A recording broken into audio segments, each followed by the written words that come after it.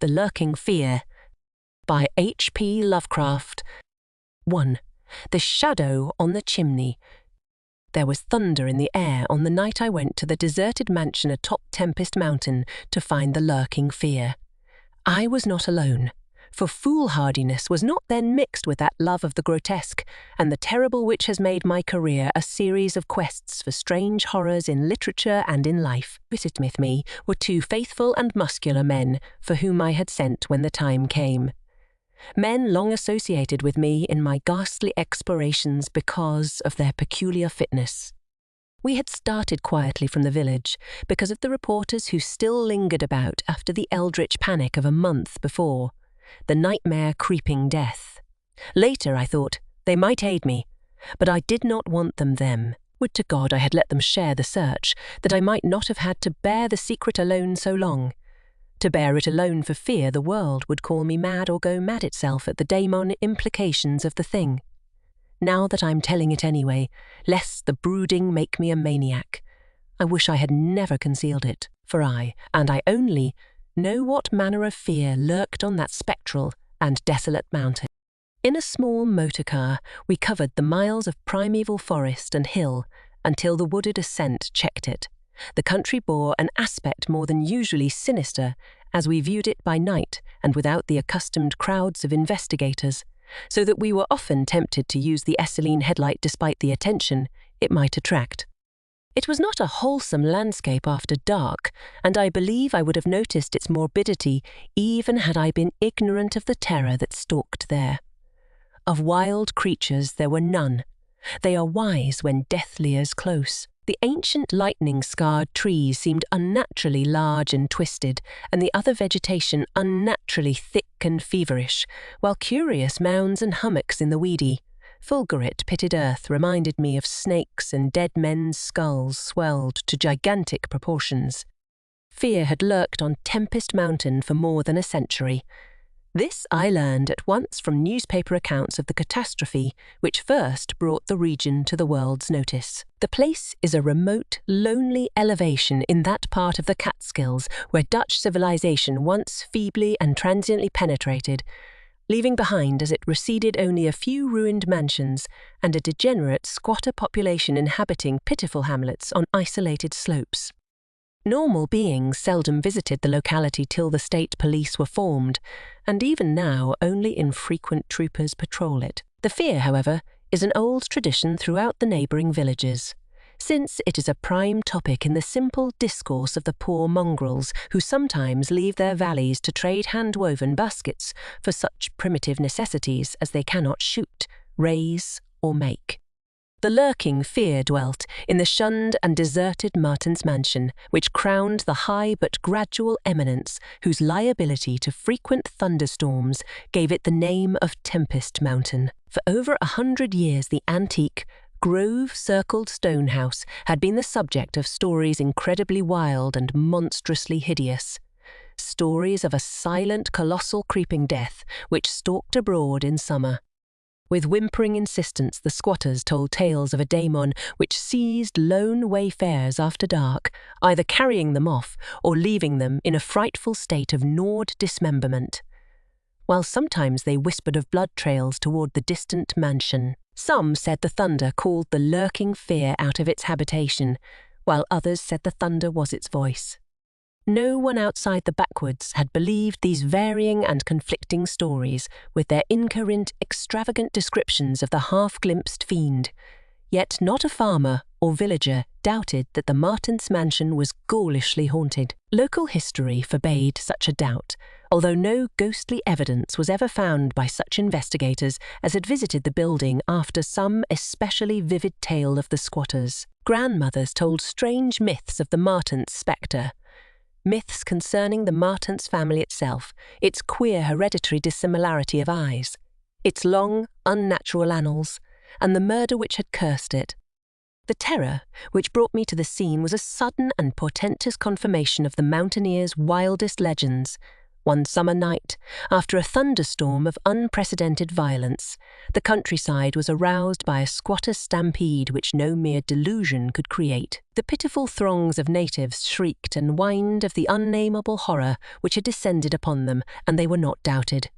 They had not seen it, but had heard such cries from one of their hamlets that they knew a creeping death had come. In the morning, citizens and state troopers followed the shuddering mountaineers to the place where they said the death had come. Death was indeed there. The ground under one of the squatters' villages had caved in after a lightning stroke, destroying several of the malodorous shanties. But upon this property damage was superimposed an organic devastation which paled it to insignificance. Of a possible 75 natives who had inhabited this spot, not one living specimen was visible. The disordered earth was covered with blood and human debris, bespeaking too vividly the ravages of daemon teeth and talons. Yet no visible trail led away from the carnage. That some hideous animal must be the cause, everyone quickly agreed.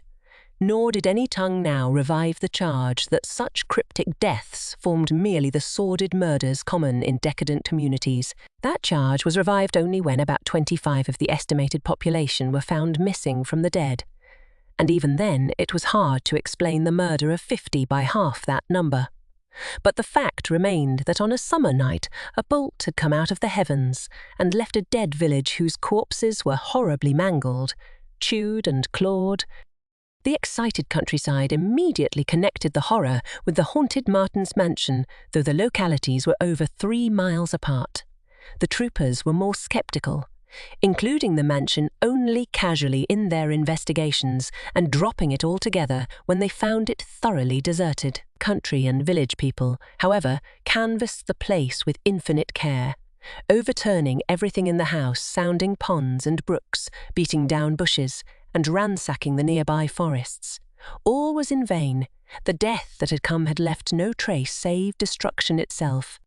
By the second day of the search, the affair was fully treated by the newspapers, whose reporters overran Tempest Mountain. They described it in much detail, and with many interviews to elucidate the horror's history as told by local grandams. I followed the accounts languidly at first, for I am a connoisseur in horrors. But after a week, I detected an atmosphere which stirred me oddly, so that on August 5, 1921, I registered among the reporters who crowded the hotel at Leffertscow, at Lefferts Corners, nearest village to Tempest Mountain and acknowledged headquarters of the searchers. 3 weeks more, and the dispersal of the reporters left me free to begin a terrible exploration based on the minute inquiries and surveying with which I had meanwhile busied myself. So on this summer night, while distant thunder rumbled, I left a silent motorcar and tramped with 2 armed companions up the last mound-covered reaches of Tempest Mountain, casting the beams of an electric torch on the spectral grey walls that began to appear through giant oaks ahead. In this morbid night solitude and feeble shifting illumination, the vast box-like pile displayed obscure hints of terror which day could not uncover.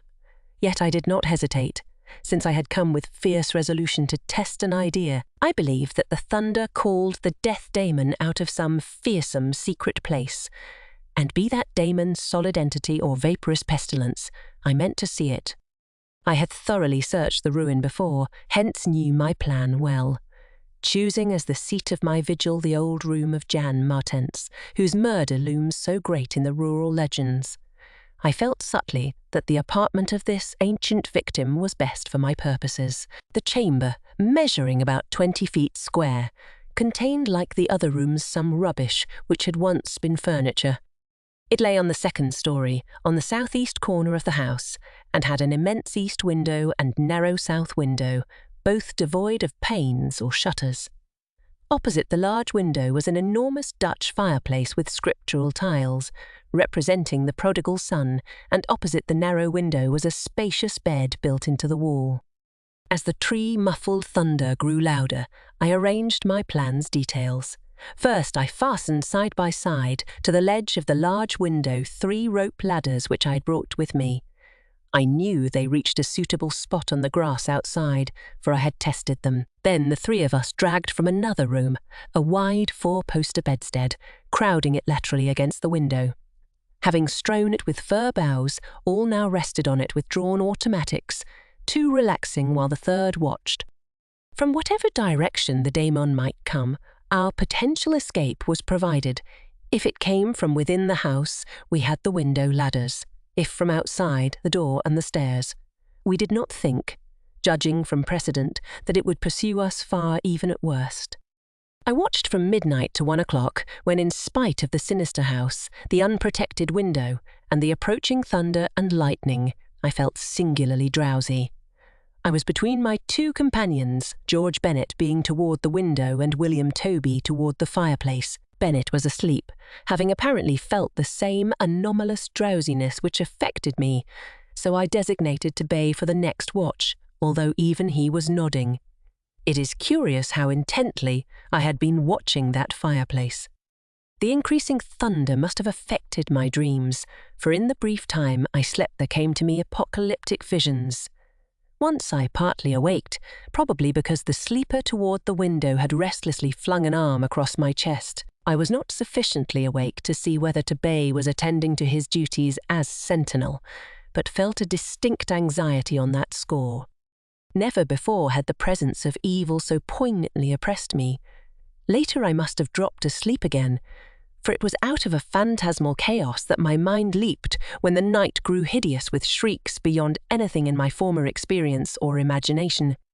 In that shrieking, the inmost soul of human fear and agony clawed hopelessly and insanely at the ebony gates of oblivion. I awoke to red madness and the mockery of diabolism, as farther and farther down inconceivable vistas that phobic and crystalline anguish retreated and reverberated. There was no light, but I knew from the empty space at my right that Toby was gone. God alone knew whither. Across my chest still lay the heavy arm of the sleeper at my left. Then came the devastating stroke of lightning, which shook the whole mountain, lit the darkest crypts of the hoary grove, and splintered the patriarch of the twisted trees. In the daemon flash of a monstrous fireball, the sleeper started up suddenly, while the glare from beyond the window threw his shadow vividly upon the chimney, above the fireplace from which my eyes had never strayed. That I am still alive and sane is a marvel I cannot fathom. I cannot fathom it, for the shadow on that chimney was not that of George Bennet or of any other human creature, but a blasphemous abnormality from hell's nethermost craters.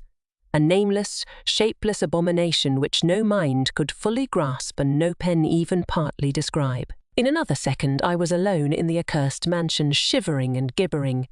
George Bennet and William Toby had left no trace, not even of a struggle. They were never heard of again. 2. A passer in the storm. For days after that hideous experience in the forest-swathed mansion, I lay nervously exhausted in my hotel room at Lefferts Corners. I do not remember exactly how I managed to reach the motor car, start it, and slip unobserved back to the village. For I retain no distinct impressions save of wild-armed Titan trees, daemoniac mutterings of thunder, and Sharonian shadows athwart the low mounds that dotted and streaked the region. As I shivered and brooded on the casting of that brain-blasting shadow, I knew that I had at last pried out one of Earth's supreme horrors, one of those nameless blights of outer voids whose faint daemon scratchings we sometimes hear on the farthest rim of space, yet from which our own finer vision has given us a merciful immunity. The shadow I had seen I hardly dared to analyse or identify. Something had lain between me and the window that night, but I shuddered whenever I could not cast off the instinct to classify it. If it had only snarled or bayed, or laughed titteringly, even that would have relieved the abysmal hideousness. But it was so silent.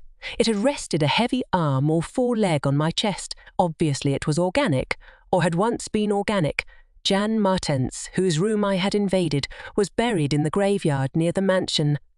I must find Bennet and Toby, if they lived.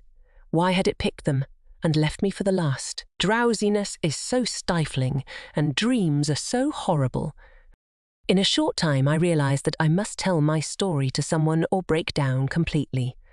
I had already decided not to abandon the quest for the lurking fear, for in my rash ignorance it seemed to me that uncertainty was worse than enlightenment, however terrible the latter might prove to be. Accordingly, I resolved in my mind the best course to pursue, whom to select for my confidences, and how to track down the thing which had obliterated 2 men and cast a nightmare shadow. My chief acquaintances at Lefferts Corners had been the affable reporters, of whom several still remained to collect final echoes of the tragedy. It was from these that I determined to choose a colleague, and the more I reflected, the more my preference inclined toward one Arthur Munro, a dark, lean man of about 35, whose education, taste, intelligence, and temperament all seemed to mark him as one not bound to conventional ideas and experiences. On an afternoon in early September, Arthur Munro listened to my story.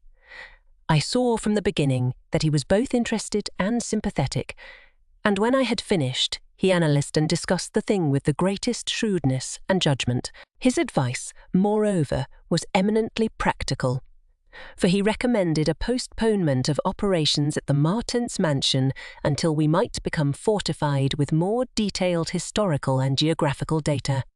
On his initiative, we combed the countryside for information regarding the terrible Martins family, and discovered a man who possessed a marvellously illuminating ancestral diary. We also talked at length with such of the mountain mongrels as had not fled from the terror and confusion to remoter slopes, and arranged to proceed our culminating task. The exhaustive and definitive examination of the mansion in the light of its detailed history, with an equally exhaustive and definitive examination of spots associated with the various tragedies of squatter legend. The results of this examination were not at first very enlightening, though our tabulation of them seemed to reveal a fairly significant trend. Namely, that the number of reported horrors was by far the greatest in areas, either comparatively near the avoided house or connected with it by stretches of the morbidly overnourished forest. There were, it is true, exceptions. Indeed, the horror which had caught the world's ear had happened in a treeless space remote alike from the mansion and from any connecting woods. As to the nature and appearance of the lurking fear, nothing could be gained from the scared and witless shanty dwellers. In the same breath they called it a snake and a giant, a thunder devil and a bat, a vulture and a walking tree. We did, however, deem ourselves justified in assuming that it was a living organism highly susceptible to electrical storms, and although certain of the stories suggested wings, we believed that its aversion for open spaces made land locomotion a more probable theory. The only thing really incompatible with the latter view was the rapidity with which the creature must have travelled in order to perform all the deeds attributed to it. When we came to know the squatters better, we found them curiously likeable in many ways. Simple animals they were, gently descending the evolutionary scale because of their unfortunate ancestry and stultifying isolation. They feared outsiders, but slowly grew accustomed to us, finally helping vastly when we beat down all the thickets and tore out all the partitions of the mansion in our search for the lurking fear. When we asked them to help us find Bennett and Tobey, they were truly distressed, for they wanted to help us, yet knew that these victims had gone as wholly out of the world as their own missing people. That great numbers of them had actually been killed and removed, just as the wild animals had long been exterminated. We were, of course, thoroughly convinced, and we waited apprehensively for further tragedies to occur. By the middle of October, we were puzzled by our lack of progress. Owing to the clear nights, no daemoniac aggressions had taken place, and the completeness of our vain searches of house and country almost drove us to regard the lurking fear as a non-material agency. We feared that the cold weather would come on and halt our explorations, for all agreed that the daemon was generally quiet in winter. Thus there was a kind of haste and desperation in our last daylight canvass of the horror-visited hamlet, a hamlet now deserted because of the squatters' fears. The ill-fated squatter hamlet had borne no name, but had long stood in a sheltered though treeless cleft between 2 elevations called respectively Cone Mountain and Maple Hill. It was closer to Maple Hill than to Cone Mountain, some of the crude abodes indeed being dugouts on the side of the former eminence. Geographically, it lay about 2 miles northwest of the base of Tempest Mountain and 3 miles from the oak-girt mansion.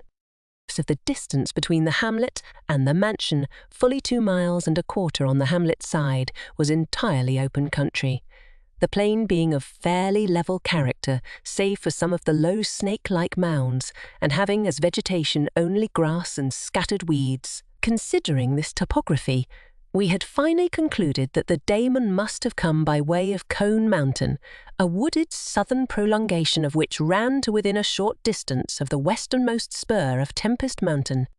The upheaval of ground we traced conclusively to a landslide from Maple Hill, a tall, lone, splintered tree on whose side had been the striking point of the thunderbolt which summoned the fiend.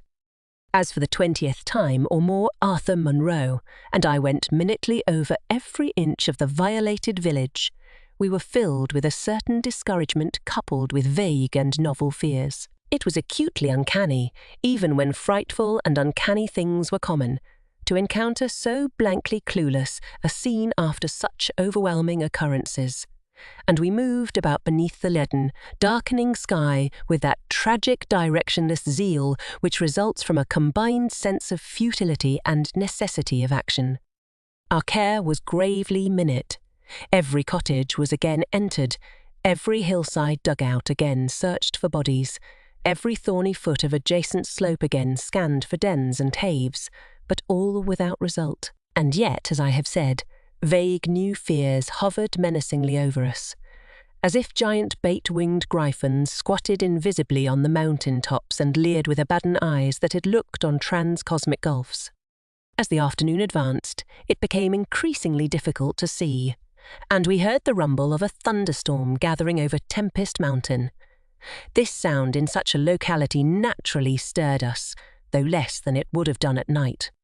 As it was, we hoped desperately that the storm would last until well after dark, and with that hope turned from our aimless hillside searching toward the nearest inhabited hamlet to gather a body of squatters as helpers in the investigation. Timid as they were, a few of the younger men were sufficiently inspired by our protective leadership to promise such help. We had hardly more than turned, however, when there descended such a blinding sheet of torrential rain that shelter became imperative. The extreme, almost nocturnal darkness of the sky caused us to stumble sadly, but guided by the frequent flashes of lightning and by our minute knowledge of the hamlet, we soon reached the least porous cabin of the lot, an heterogeneous combination of logs and boards whose still existing door and single tiny window both faced Maple Hill, barring the door after us against the fury of the wind and rain. We put in place the crude window shutter which our frequent searches had taught us where to find. It was dismal sitting there on rickety boxes in the pitchy darkness, but we smoked pipes and occasionally flashed our pocket lamps about. Now and then we could see the lightning through the cracks in the wall. The afternoon was so incredibly dark that each flash was extremely vivid. The stormy vigil reminded me shudderingly of my ghastly night on Tempest Mountain. My mind turned to that odd question which had kept recurring ever since the nightmare thing had happened. And again, I wondered why the Damon, approaching the 3 watchers either from the window or the interior, had begun with the men on each side and left the middle woman till the last, when the Titan fireball had scared it away.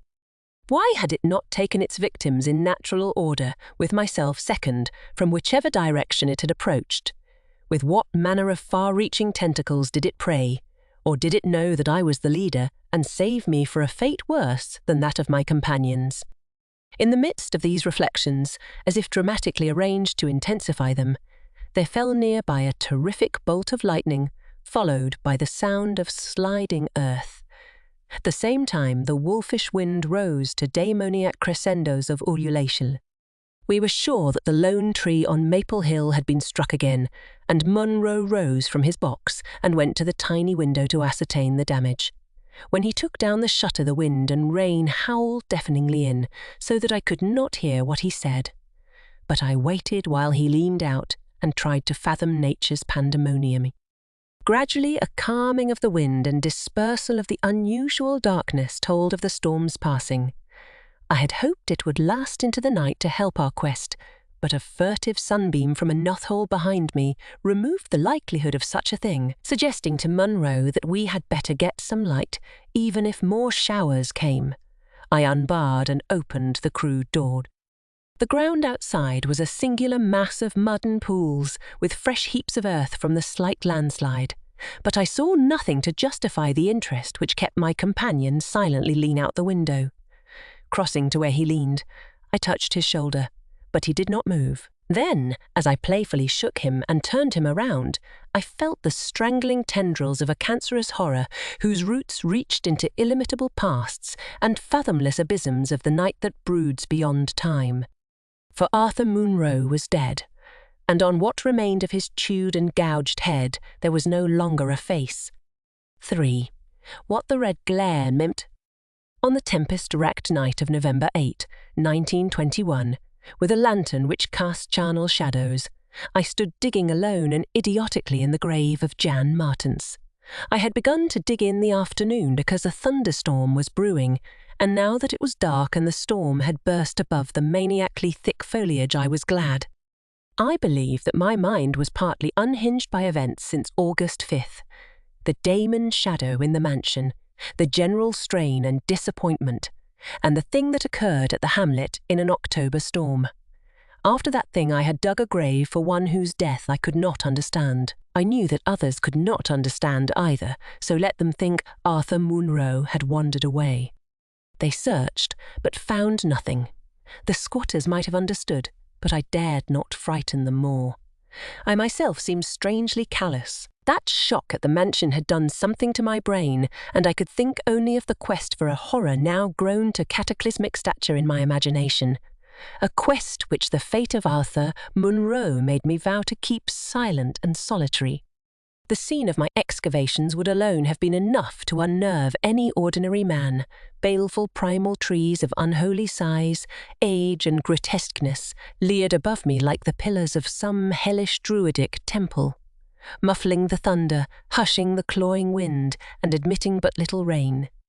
Beyond the scarred trunks in the background, illumined by faint flashes of filtered lightning, rose the damp ivied stones of the deserted mansion, while somewhat nearer was the abandoned Dutch garden whose walks and beds were polluted by a white, fungus-foetid, overnourished vegetation that never saw full daylight. And nearest of all was the graveyard, where deformed trees tossed insane branches as their roots displaced unhallowed slabs and sucked venom from what lay below. Now and then, beneath the brown pall of leaves that rotted and festered in the antediluvian forest darkness, I could trace the sinister outlines of some of those low mounds which characterized the lightning-pierced region.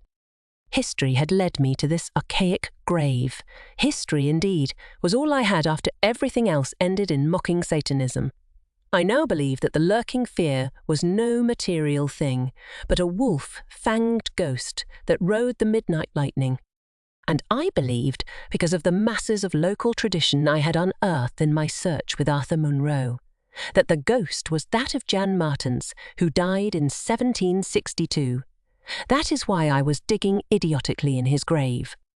The Martens mansion was built in 1670 by Gerrit Martens, a wealthy New Amsterdam merchant who disliked the changing order under British rule, and had constructed this magnificent domicile on a remote woodland summit whose untrodden solitude and usual scenery pleased him.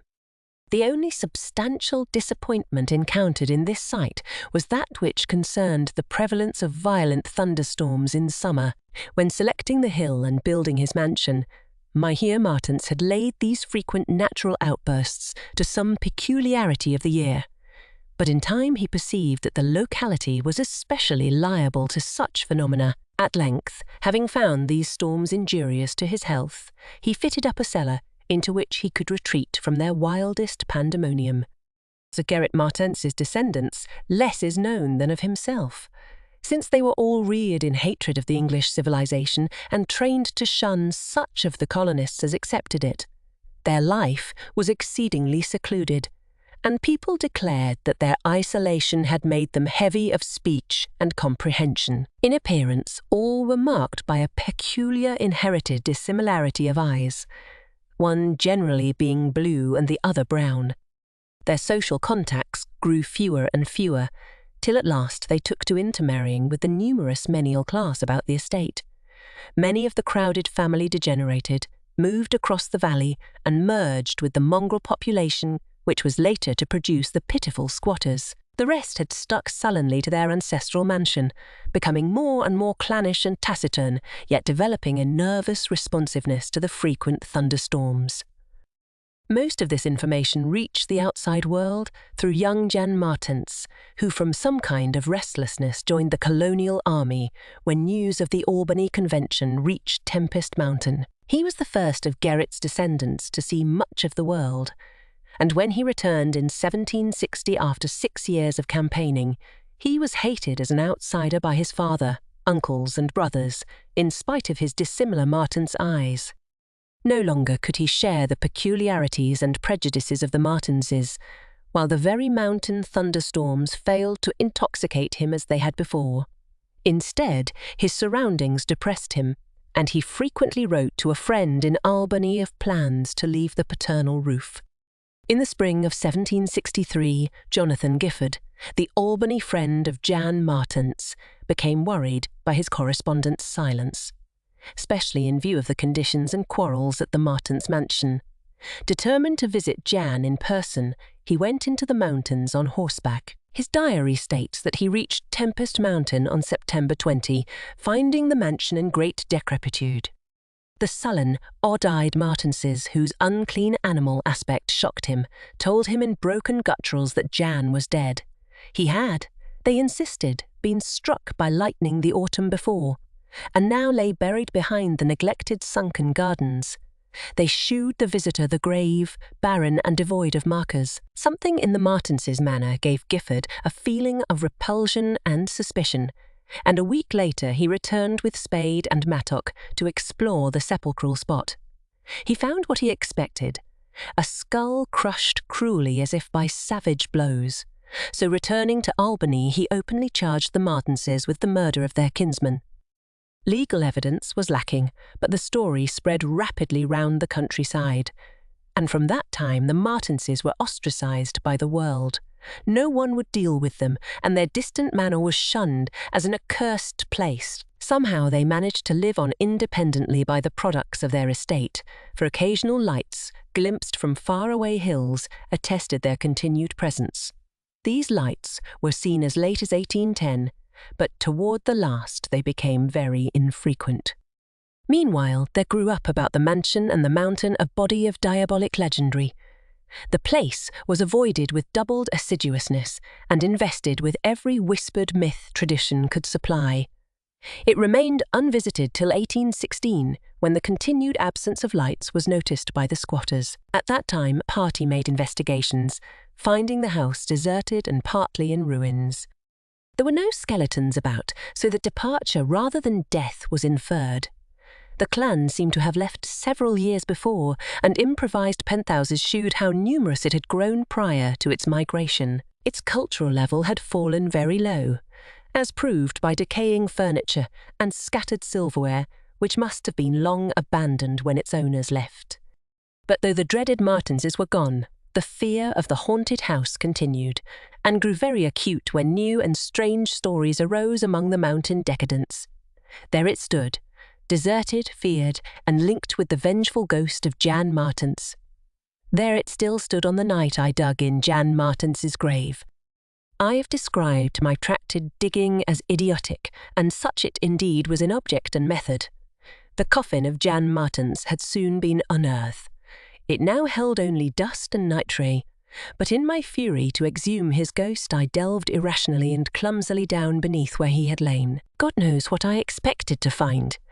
I only felt that I was digging in the grave of a man whose ghost stalked by night. It is impossible to say what monstrous depth I had attained when my spade, and soon my feet broke through the ground beneath. The event, under the circumstances, was tremendous, for in the existence of a subterranean space here, My mad theories had terrible confirmation. My slight fall had extinguished the lantern, but I produced an electric pocket lamp and viewed the small horizontal tunnel which led away indefinitely in both directions. It was amply large enough for a man to wriggle through, and though no sane person would have tried it at that time, I forgot danger, reason, and cleanliness in my single-minded fever to unearth the lurking fear. Choosing the direction toward the house, I scrambled recklessly into the narrow burrow, squirming ahead blindly and rapidly, and flashing but seldom the lamp I kept before me. What language can describe the spectacle of a woman lost in infinitely abysmal earth?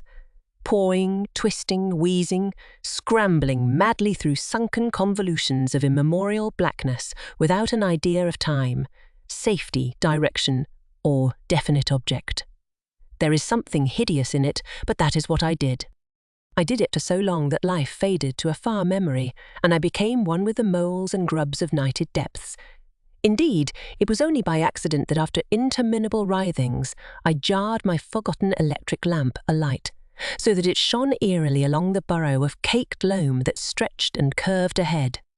I had been scrambling in this way for some time, so that my battery had burned very low, when the passage suddenly inclined sharply upward, altering my mode of progress. And as I raised my glance, it was without preparation that I saw glistening in the distance 2 demoniac reflections of my expiring lamp, 2 reflections glowing with a baneful and unmistakable effulgence and provoking maddeningly nebulous memories. I stopped automatically, though lacking the brain to retreat. The eyes approached, yet of the thing that bore them I could distinguish only a claw. But what a claw! Then far overhead, I heard a faint crashing which I recognized. It was the wild thunder of the mountain, raised to hysteric fury. I must have been crawling upward for some time, so that the surface was now quite near, and as the muffled thunder clattered, those eyes still stared with vacuous viciousness. Thank God! I did not then know what it was, else I should have died. But I was saved by the very thunder that had summoned it, for after a hideous wait there burst from the unseen outside sky one of those frequent mountainward bolts whose aftermath I had noticed here and there as gashes of disturbed earth and fulgurates of various sizes. With cyclopean rage it tore through the soil above that damnable pit, blinding and deafening me, yet not wholly reducing me to a coma. In the chaos of sliding, shifting earth, I clawed and floundered helplessly till the rain on my head steadied me, and I saw that I had come to the surface in a familiar spot, a steep, unforested place on the southwest slope of the mountain. Recurrent sheet lightnings illumined the tumbled ground and the remains of the curious low hummock which had stretched down from the wooded higher slope, but there was nothing in the chaos to shew my place of egress from the lethal catacomb. My brain was as great a chaos as the earth, and as a distant red glare burst on the landscape from the south, I hardly realized the horror I had been through. But when 2 days later the squatters told me what the red glare meant, I felt more horror than that which the mauled burrow and the claw and eyes had given. More horror because of the overwhelming implications. In a hamlet 20 miles away, an orgy of fear had followed the bolt which brought me above ground, and a nameless thing had dropped from an overhanging tree into a weak-roofed cabin. It had done a deed, but the squatters had fired the cabin in frenzy before it could escape. It had been doing that deed at the very moment the earth caved in on the thing with the claw and eyes. 4. The horror in the eyes. There can be nothing normal in the mind of one who, knowing what I knew of the horrors of Tempest Mountain, would seek alone for the fear that lurked there. That at least 2 of the fear's embodiments were destroyed, formed but a slight guarantee of mental and physical safety in this Acheron of multiform diabolism. Yet I continued my quest with even greater zeal as events and revelations became more monstrous. When, 2 days after my frightful crawl through that crypt of the eyes and claw, I learned that a thing had malignly hovered 20 miles away at the same instant the eyes were glaring at me. I experienced virtual convulsions of fright, but that fright was so mixed with wonder and alluring grotesqueness that it was almost a pleasant sensation. Sometimes, in the throes of a nightmare, when unseen powers whirl one over the roofs of strange dead cities toward the grinning chasm of Nis, it is a relief, and even a delight, to shriek wildly and throw oneself voluntarily, along with the hideous vortex of dream doom, into whatever bottomless gulf may yawn. And so it was with the waking nightmare of Tempest Mountain. The discovery that two monsters had haunted the spot gave me ultimately a mad craving to plunge into the very earth of the accursed region, and with bare hands dig out the death that leered from every inch of the poisonous soil. As soon as possible, I visited the grave of Jan Martens and dug vainly where I had dug before. Some extensive cave-in had obliterated all trace of the underground passage, while the rain had washed so much earth back into the excavation that I could not tell how deeply I had dug that other day. I likewise made a difficult trip to the distant hamlet where the death creature had been burnt, and was little repaid for my trouble. In the ashes of the fateful cabin, I found several bones, but apparently none of the monsters. The squatters said the thing had only one victim, but in this I judged them inaccurate, since besides the complete skull of a human being, there was another bony fragment which seemed certainly to have belonged to a human skull at some time. Though the rapid drop of the monster had been seen, no one could say just what the creature was like. Those who had glimpsed it called it simply a devil. Examining the great tree where it had lurked, I could discern no distinctive marks. I tried to find some trail into the Black Forest, but on this occasion could not stand the sight of those morbidly large boles, or of those vast serpent-like roots that twisted so malevolently before they sank into the earth. My next step was to re-examine with microscopic care the deserted hamlet where death had come most abundantly, and where Arthur Munro had seen something he never lived to describe. Though my vain previous searches had been exceedingly minute, I now had new data to test. For my horrible grave crawl convinced me that at least one of the phases of the monstrosity had been an underground creature. This time, on the 14th of November, my quest concerned itself mostly with the slopes of Cone Mountain and Maple Hill, where they overlook the unfortunate hamlet, and I gave particular attention to the loose earth of the landslide region on the latter eminence.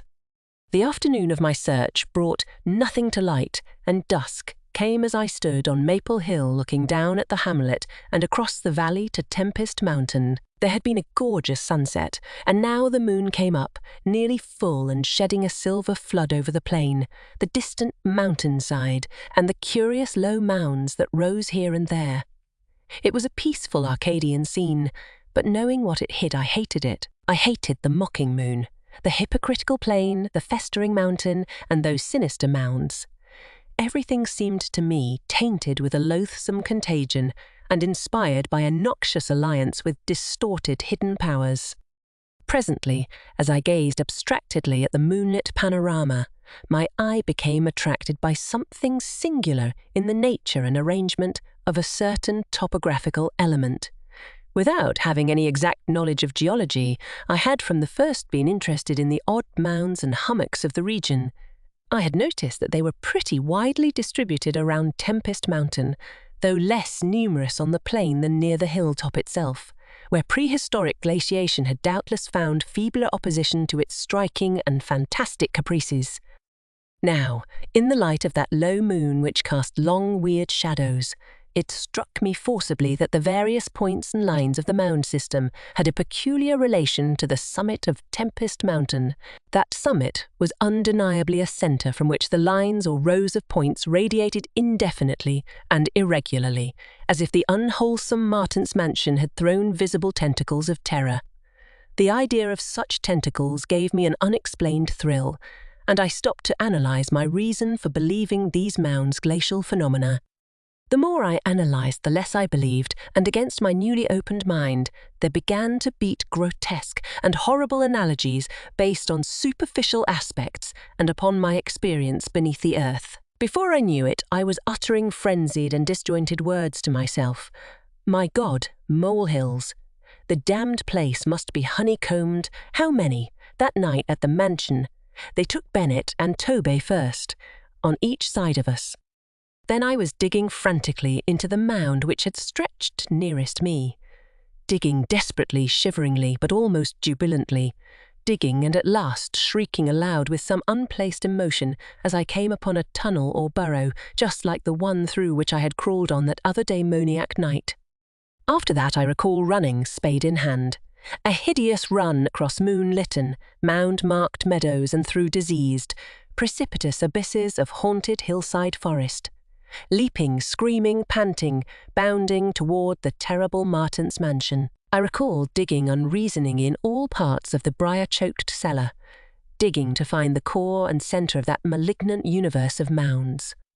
And then I recall how I laughed when I stumbled on the passageway, the hole at the base of the old chimney, where the thick weeds grew and cast queer shadows in the light of the lone candle I had happened to have with me. What still remained down in that hell hive, lurking and waiting for the thunder to arouse it, I did not know. 2 had been killed. Perhaps that had finished it, but still there remained that burning determination to reach the innermost secret of the fear, which I had once more come to deem definite, material and organic. My indecisive speculation whether to explore the passage alone and immediately with my pocket light, or to try to assemble a band of squatters for the quest, was interrupted after a time by a sudden rush of wind from outside which blew out the candle and left me in stark blackness. The moon no longer shone through the chinks and apertures above me, and with a sense of fateful alarm I heard the sinister and significant rumble of approaching thunder. A confusion of associated ideas possessed my brain, leading me to grope back toward the farthest corner of the cellar. My eyes, however, never turned away from the horrible opening at the base of the chimney, and I began to get glimpses of the crumbling bricks and unhealthy weeds as faint glows of lightning penetrated the woods outside and illumined the chinks in the upper wall.